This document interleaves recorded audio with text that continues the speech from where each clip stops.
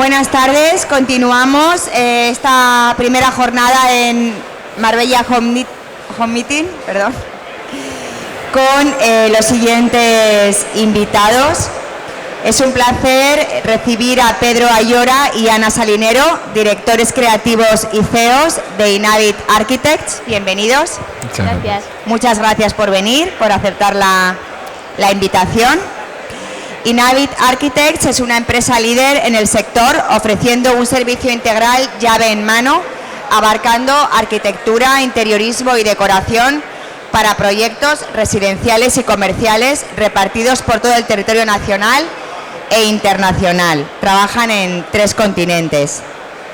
Muy bien, vamos a hablar un poco con ellos. En la pantalla vemos ya una imagen maravillosa. ¿Qué hace diferente a Inhabit respecto a otros estudios, ¿no? o vuestros competidores? Pues, bueno, ¿se escucha? No sé. ¿Se escucha? No se te oye. No, ¿verdad? ¿Podemos ajustar un poquito el sonido de este micrófono, por favor?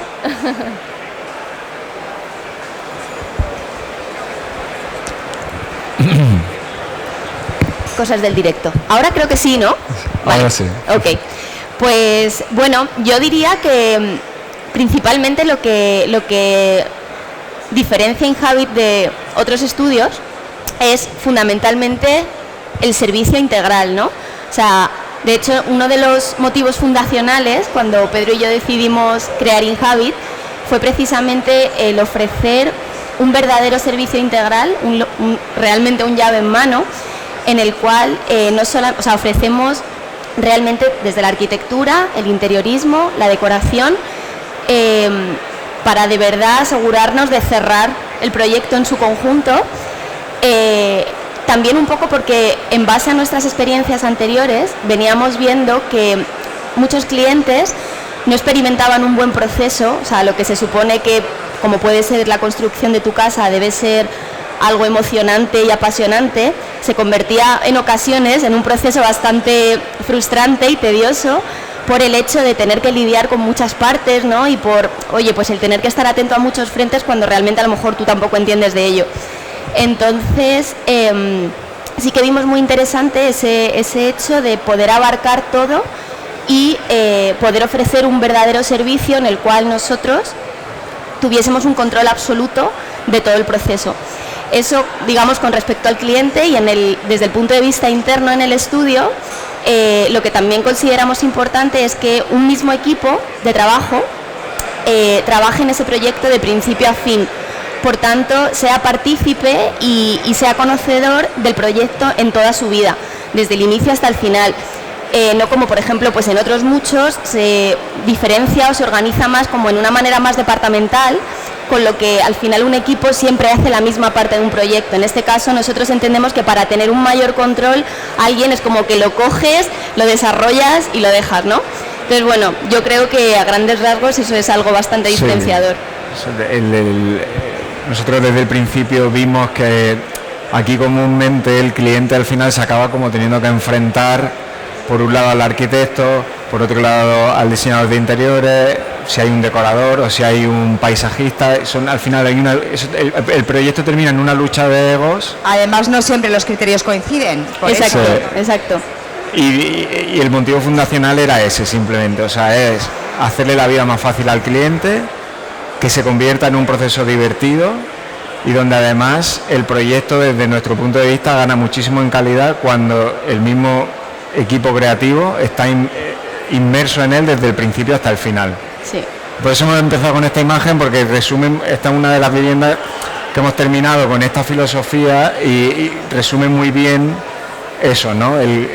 Tú puedes ver inmediatamente la diferencia cuando entras a un proyecto así, donde el mismo equipo creativo, el arquitecto, el interiorista han trabajado codo a codo desde el principio, han estado resolviendo detalles constructivos mano a mano y no rivalizando. Es una unidad, se siente completamente distinto. O sea, es todo una continuación y está todo pensando con lo que va a ir después dentro, y yo también creo que es bastante evidente cuando se trabaja así. Gracias. ¿Cómo veis vosotros el sector de la arquitectura y el lujo en Marbella? Yo, o sea, creo que el potencial está aquí, porque lo principal que hace falta es el tener al cliente que quiera hacer ese tipo de inversiones y de proyectos y que demande ese servicio, pero sí que creo que es necesario el pensar muy bien dónde reside realmente el lujo, ¿no? O sea, aquí en Marbella y en nuestro sector se habla muchísimo del lujo. Seguramente a cualquier profesional que tú le preguntes, sea cual sea su parte en un proceso de construcción de una casa, te va a decir que él se dedica al lujo, pero yo creo que al final eso ha caído como en una banalidad que se repite sin cesar, pero donde estamos dejando de lado lo más importante, ¿no? O sea, para nosotros el lujo, por ejemplo, pues está en un detalle constructivo bien resuelto, en un, no sé, pues en esta cocina, por ejemplo, cómo funcionan todos los componentes entre sí. Para nosotros el diseño siempre sigue a la funcionalidad y no al revés. Entonces, en nuestra parte, pues está el lujo ahí en un diseño que está bien resuelto hasta el último detalle. Utilidad y confort. Efectivamente. Sí. En el servicio que tú le das al cliente. O sea, de nada vale que haga viviendas o proyectos con un presupuesto muy alto si al final ese proceso, como decíamos antes, para el cliente es una pesadilla. Entonces yo creo que hay a veces que cuando se habla del lujo hay que limpiar todo lo que se ha puesto encima, ir a la base y empezar desde la base. Y para nosotros la base está en un trabajo bien hecho y en un cliente contento. Es totalmente coherente y lo que realmente es, porque yo creo que nos ha pasado a todos. A mí me ha pasado, además tengo una experiencia en concreto en un hotel de lujo, la cosa más incómoda, o sea, horroroso, sí. Pero de decir, ¿cómo puede ser que es que nada es fácil? Total. Y nada funciona y estoy incomodísima y me quiero ir? O sea, sí. Cuando realmente parece que tendría que ser una experiencia y dices, sí, o sea, que es que realmente es eso, o sea, que es lujo, ¿verdad? Es la comodidad, o sea, es el confort, es la armonía. Totalmente. Es realmente que esté... ¿Y cuáles son los retos a nivel nacional e internacional de Inhabit en los próximos años? Bueno, yo antes he dicho Inhabit, no he dicho Inhabit, y me gustaría preguntaros por qué Inhabit. Bueno, al final nosotros cuando, o sea, Ana y yo llevamos trabajando y haciendo proyectos juntos, creo que 9 años ya, y fue hace 5 cuando decidimos dejar todo lo que estábamos haciendo. Estábamos trabajando cada uno para otra empresa y teníamos el hacer nuestros proyectos era más como un hobby por sentirnos realizados que otra cosa, pero al final cuando decidimos dejarlo y crear nuestra marca y fundar el estudio, queríamos que el nombre fuera corto y luego queríamos que estuviera muy relacionado directamente con lo que hacemos, ¿no? Y al final sí.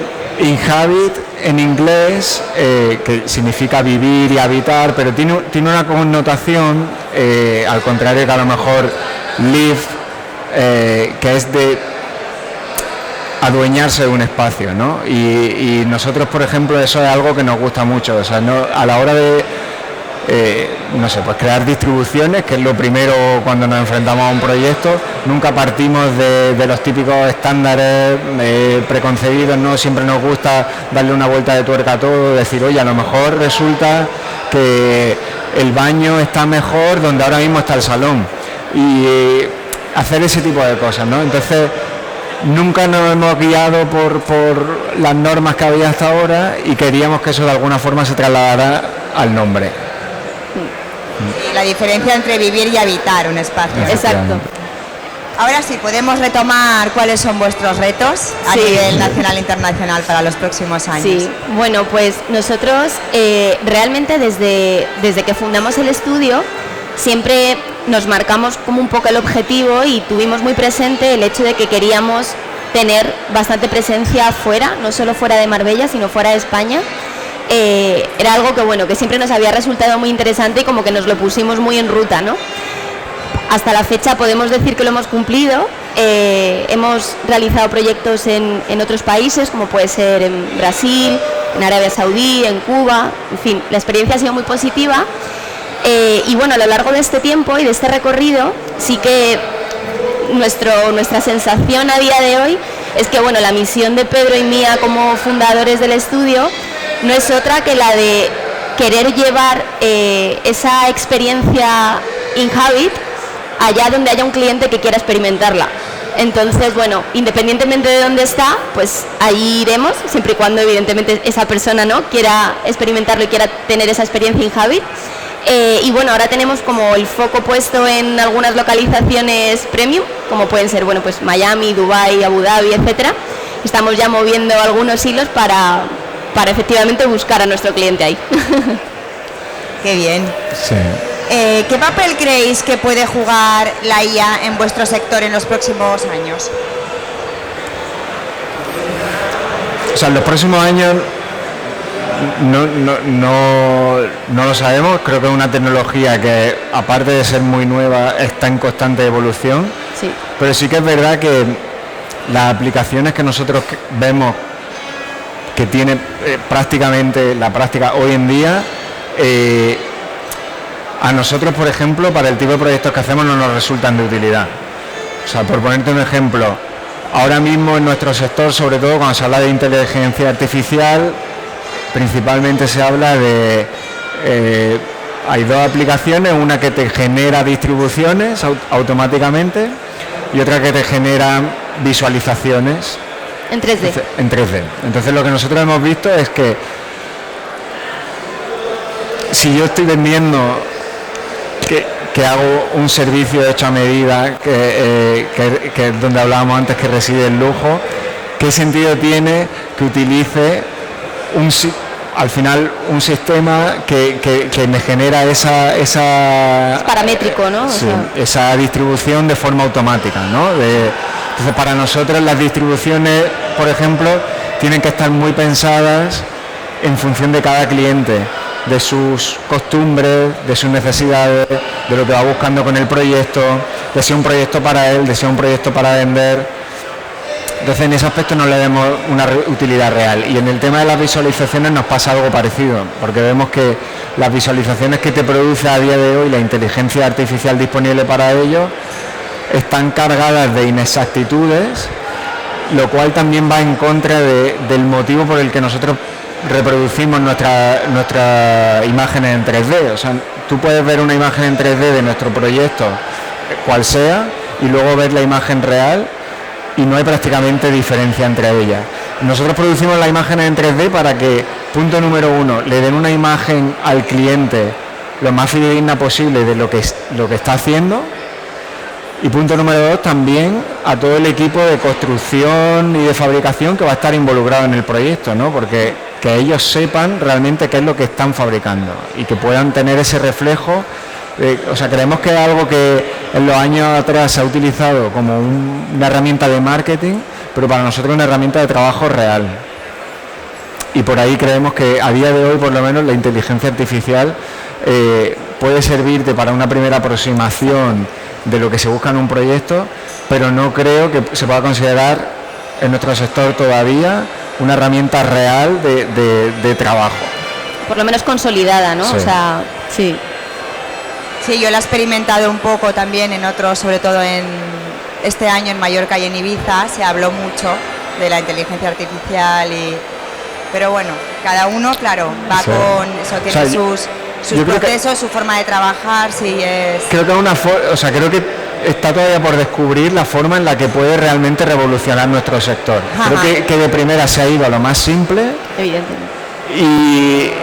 Y veo que se ha ido seguramente a las partes de los proyectos que resultan más visuales, pero yo pongo en duda que eso realmente para el tipo del cliente que tenemos aquí en Marbella, por ejemplo, sea de utilidad.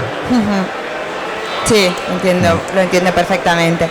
¿Qué le diríais a un joven arquitecto que quiere trabajar en Inhabit, por ejemplo? Pues yo soy muy crítico con cómo está enfocada la educación y la formación hoy en día en España.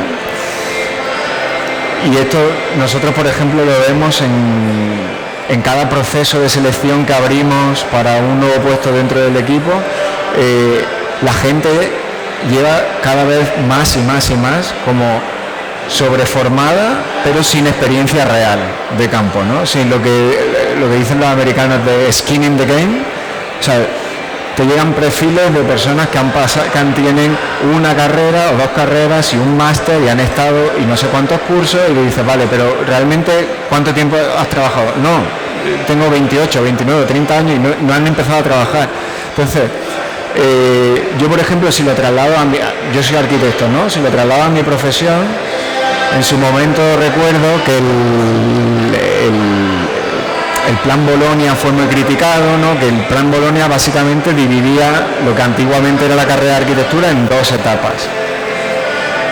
Pues yo, por ejemplo, a alguien que va a estudiar arquitectura, a un joven, le diría, oye, haz la primera etapa y no saltes directamente a la segunda. Métete en el mercado, prueba, trabaja, mira qué es lo que te gusta de lo que has hecho hasta ahora, qué es lo que no te gusta, porque a lo mejor vas a hacer ya una especialización en algo que luego ni siquiera se te da bien y te va a crear frustración a la larga. Entonces yo veo que hoy en día en España tenemos esa tendencia todavía a la sobreformación y sobrecualificación sin haber descubierto si eso es lo que te está especializando realmente te gusta y eres bueno para ello. Sobrecualificación, pero realmente no conoces la profesión. Exacto. Claro. Que se conoce trabajando y es cuando realmente tienes una perspectiva de dónde te quieres enfocar, eso de que se te da mejor. Estoy totalmente de acuerdo con vosotros, o sea, desde luego en la perspectiva, en la forma tiene muchísimo sentido común, ¿sabes? A mí me pasó, o sea, yo había estudiado arquitectura, yo iba haciendo mi carrera trabajando en estudios de arquitectura y llegó un momento en el que descubrimos todo el mundo del interiorismo y es algo que ha cambiado nuestra vida. O sea, no estaríamos aquí, no tendríamos este estudio, no tendríamos la marca que hemos creado si no fuera porque hubo un día en el que decidimos darle una oportunidad al interiorismo, sentir esa curiosidad y empezar a desarrollar también esa parte.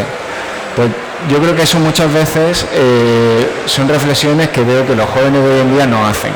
O sea, le dan más valor al título que a la experiencia real. Y creo que para las empresas es justo lo contrario, lo que nos interesa. Muy bien. Muchísimas gracias por haber aceptado la invitación, por venir, por una presentación tan bonita, por un gran trabajo. Enhorabuena. Muchas gracias. Muchísima suerte. Gracias. Muchas gracias. Gracias.